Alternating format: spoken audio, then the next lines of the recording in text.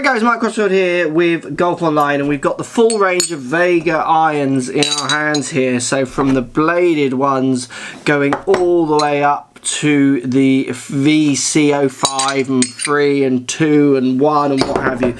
So what do you get for these irons? Now I've been out on the course and tried them all, and it was an interesting experiment because the thing with the Vega irons, it seems like they've got an iron for everything. It's an extensive range. So if we start at the VCs, if we look at the difference between the 5, so the 05 and the 01, these are their kind of cavity back forged precision irons.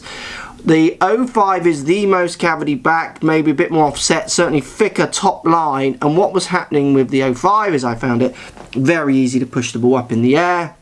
The spin model dropped down a fraction because the centre of gravity was lower compared to the V01, the VC01, which was a much truer feeling to a blade. You know, even though it's got this little cavity back, it was only really a tiny step away from my true blades. So what I could see from these clubs, from the 02 and the 03, basically it's a progression in CGs going lower and further back as you go from the 1, the 2, 3 up to the 5. Is that I could really seamlessly see people getting these custom fit and blending them. So maybe 9 wedge, 8 in 01, 7 6s, 5s maybe in the 02s or the 03, subject to how much height you need. And if you are a 4-iron kind of player, maybe going all the way up to the V05, because the feel across all the VC range was exactly the same. It was just the launch was changing and the spin model slightly changing as the lofts change, because they have to, because obviously they're moving the CGs in different places as I hit across that range. So it was quite an interesting seamless blend. It feels to me like there's maybe one too many sets in there, but I think they're just covering every base in the VC range in the Vega irons. So if we then drop down into VM01 and 02, maybe stunning looking bladed irons, very similar top lines, the 01 slightly thinner than the 02. Now the 02 has a slightly higher centre of gravity than the 01, so you can see there's this kind of cutaway of the 02 here, just pushes the weight a bit higher up on the face. So if you were a very high spinning golfer, lots of good players who would use blades do complain of spinning shots too much into the wind, those kind of ideas. The 02 I think might be something that would be worth a try. I was seeing around 200 to 300 revs, so very little difference in them, but this definitely spun a little less. Both look beautifully classic. Obviously you've got the classic milling and forging from both of those irons. They're as good as blades get. For me, I would choose the look of the VM01. I just like the thinner top line. I like the way the weight's packed a fraction lower. I don't need it to come higher up face. I'm a low spinner already.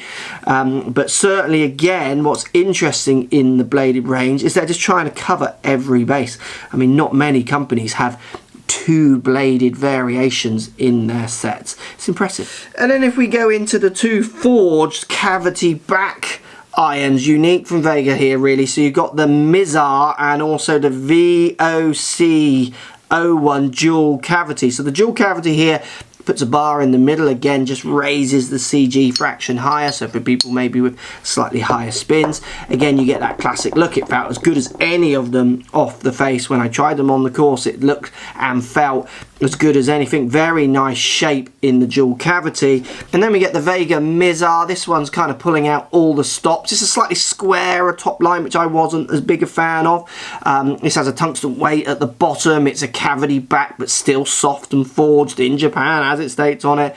At the 2, I think I preferred the dual cavity just purely on the shape, but stronger lofts on this one, weight packed down at the bottom. It is their more powerful iron, they're saying, so again they're changing that spin model and launch model to try and get more distance out of there. You just got to make sure you can control it the other end, and out of those variation of lies, those kind of things when you drop in spin off.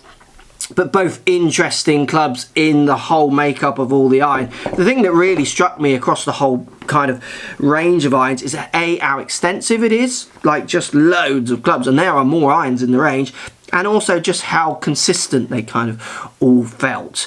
But certainly, being a bit of a bladed fan, VM01 for me stood out as just a really good, well-made iron.